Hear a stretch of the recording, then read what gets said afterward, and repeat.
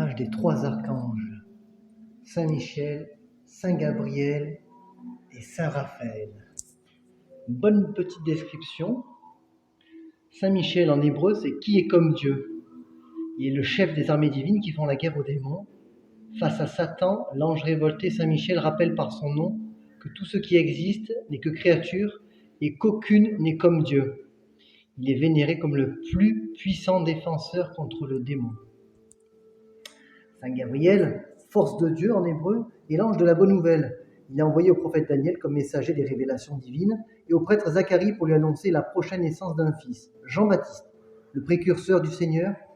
Enfin, c'est aussi Saint Gabriel qui annonce à la Vierge Marie qu'elle va devenir la mère de Jésus. Enfin, Saint Raphaël, Dieu qui guérit en hébreu, se présenta au jeune Tobie sous les traits d'un homme et lui propose de l'accompagner dans son voyage. Compagnon de route précieux, il veilla sur son protégé et l'invita à demander la main de Sarah, qu'il délivra du démon, Asmodée. Enfin, Saint Raphaël guérit le père de Tobie, devenu aveugle. En un mot, ces anges annoncent au monde la victoire du bien sur le mal et nous invitent à célébrer la gloire de notre Dieu Tout-Puissant. Donc voilà, chers amis, petite introduction. Là, on est dans la petite visite du site et il y a une petite maison des anges qui explique les anges gardiens, les messagers de Dieu, les anges qui protègent et c'est sympa comme tout.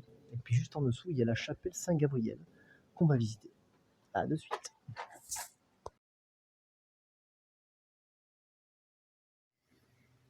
Gabriel dit à Marie, réjouis-toi, comblée de grâce, le Seigneur est avec toi. Tu es bénie entre toutes les femmes et Jésus, ton enfant, est béni. Saint Gabriel dit à Marie. Et Marie qui répond, je suis la servante du Seigneur.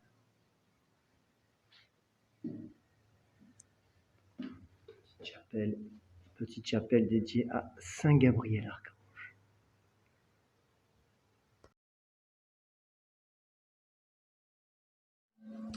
De nouveau sur les anges. Ange vient du latin angelus, qui signifie messager. Comme tout ce qui existe, le Dieu Trinité, Père, Fils et Saint-Esprit, nous a créés par amour. Comme vous les hommes, il nous a créés libres et nous a appelés à partager sa gloire pour l'éternité. Parce que nous sommes des esprits, nous n'avons pas de corps. Comme toute créature personnelle, nous sommes dotés d'intelligence et de la capacité d'aimer. La Bible révèle que nous sommes des myriades et des myriades pour indiquer un nombre incalculable. Cependant, chacun de nous est unique. Immortels, nous dépassons en perfection par notre nature toutes les créatures visibles. Nous apparaissons ou agissons selon le projet d'amour de Dieu.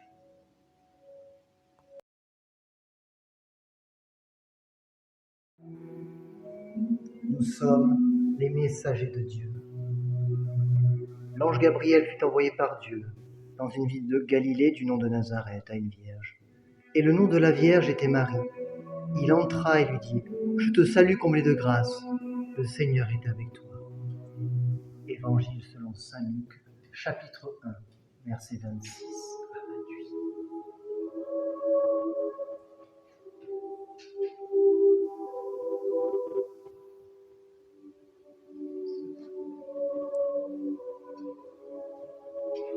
Le Seigneur nous charge de porter des messages aux hommes.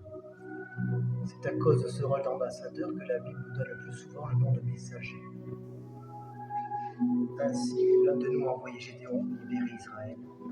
D'autres se sont adressés aux prophètes ou aux apôtres. L'archange Gabriel lui fut envoyé à Nazareth auprès d'une jeune vierge appelée Marie. Il lui annonça la plus grande des nouvelles, que Dieu se ferait homme en elle, afin de sauver l'humanité.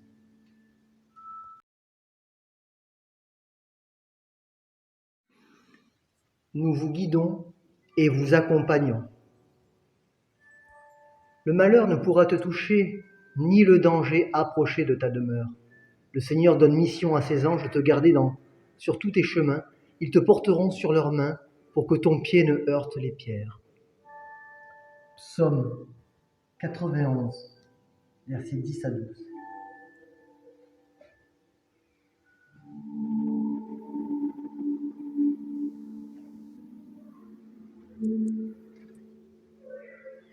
Tant que vous êtes pèlerin en cette vie, votre cœur est exposé à bien des épreuves et bien des tentations. Votre ange gardien qui contemple déjà la face de Dieu est toujours là présent pour vous inspirer le bien et vous aider à orienter votre propre vie dans l'amour, vers la joie éternelle.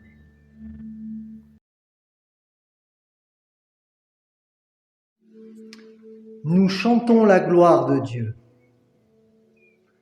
Tous les anges se tenaient en cercle autour du trône et disaient « Amen, louange, gloire, sagesse et action de grâce, honneur, puissance et force à notre Dieu pour les siècles des siècles. Amen. » Livre de l'Apocalypse, chapitre 7, versets 11 et 12.